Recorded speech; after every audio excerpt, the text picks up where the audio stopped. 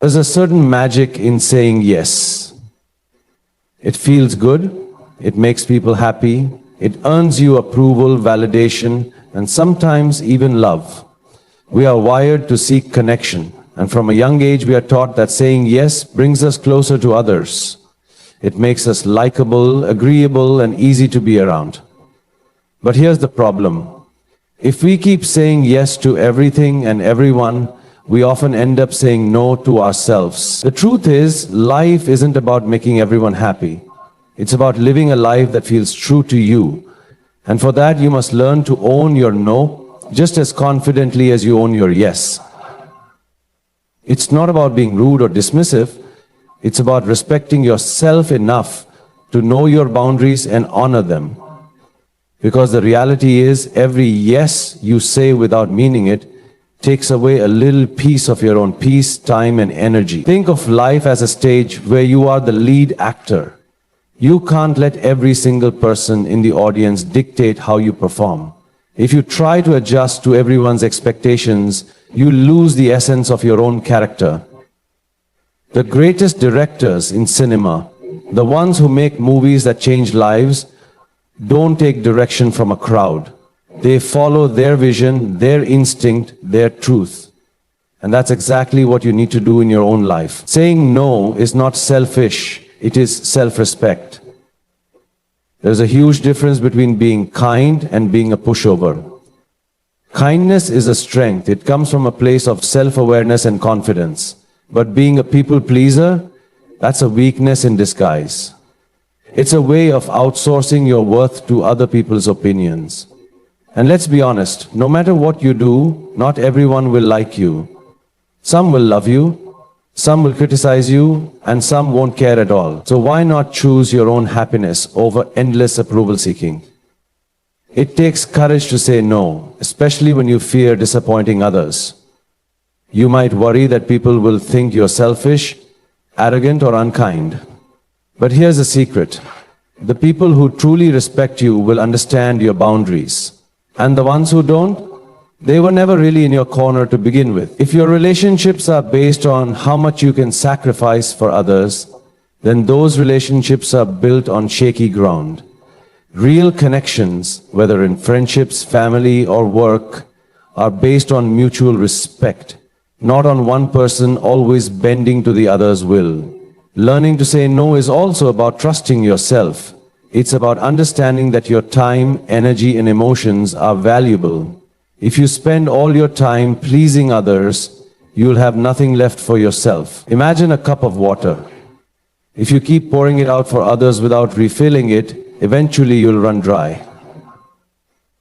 That's what happens when you overcommit, overextend, and overstretch yourself just to avoid conflict or rejection. Sometimes saying no feels uncomfortable.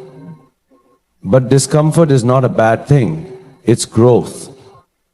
Every time you choose yourself, you reinforce the belief that your needs matter. And over time, saying no stops feeling like a battle and starts feeling like freedom. One of the best ways to own your no is to be clear and direct. You don't need to justify, over-explain, or apologize.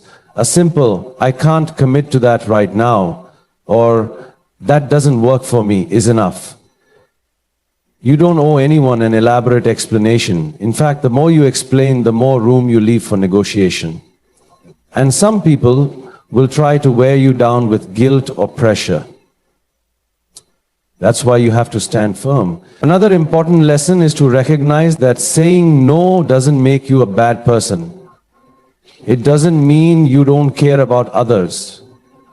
It just means you also care about yourself.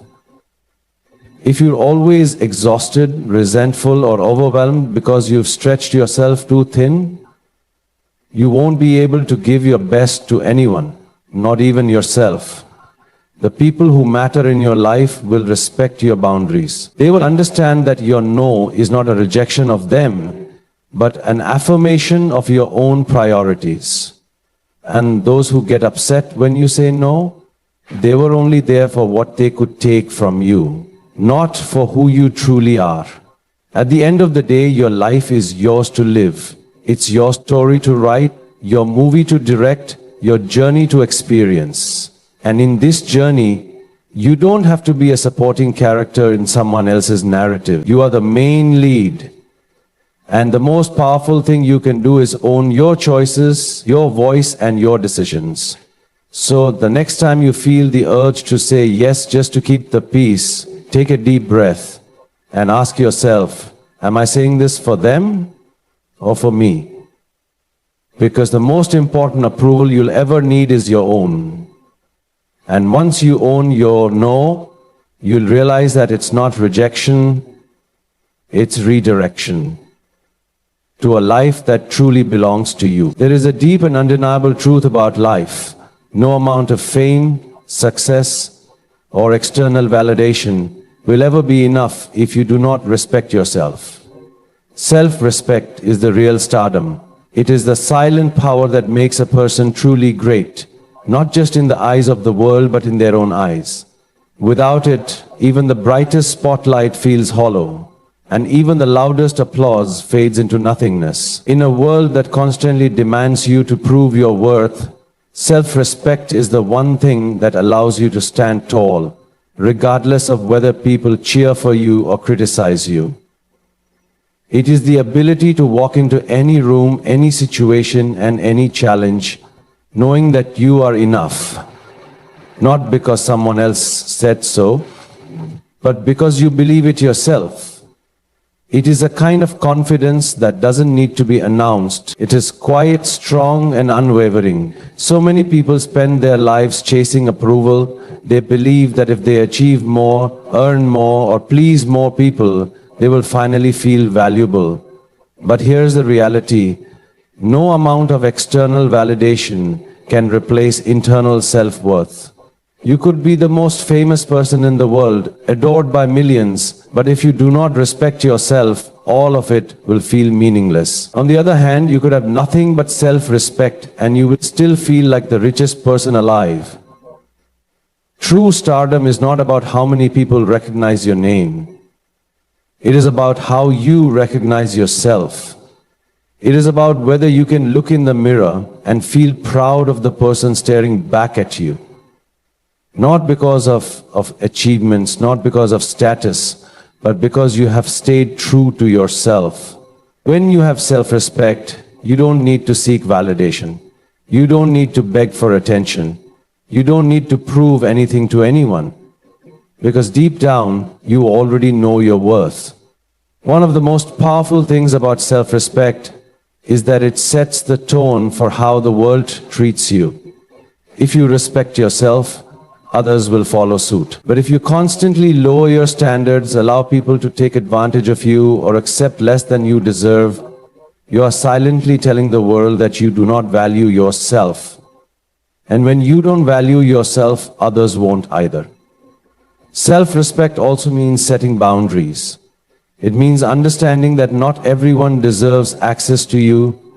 Not everyone should have the power to influence how you feel about yourself. When you respect yourself, you choose your circle wisely.